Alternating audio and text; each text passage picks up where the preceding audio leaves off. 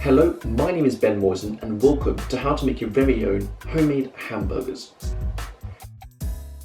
Ever since Mackey's closed down for quarantine, I've been a very sad man, so that's why I'm here today to show you how to make burgers at home. To begin with, you gotta prepare all your toppings. I'm going with the classic lettuce, tomato and cheese combo, but you can top your burgers with whatever you want. I'm going to slice my tomato nice and thick, get my cheese slices ready and pull a few leaves off the lettuce. Now we should be good to go. I'm going to do something now which is very close to my heart, and that is toasting my burger buns. You want to choose a nice fluffy bun to complement your beef burger.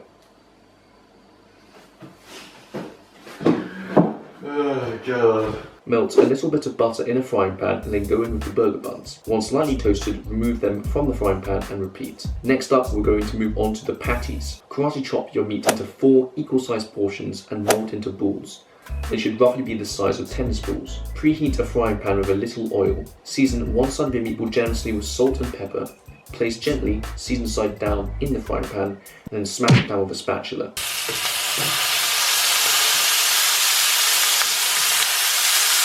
Season the other side of your patty. Once a nice crust is formed, flip the patty over and cook on the other side. If you want a cheeseburger, now's the time to add your cheese. I would recommend adding a lid on top of the pan at this point to get a convection current flowing to ensure Maximum meltage.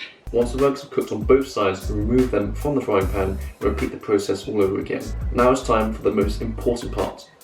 No, not the eating, the assembly. Cue the montage.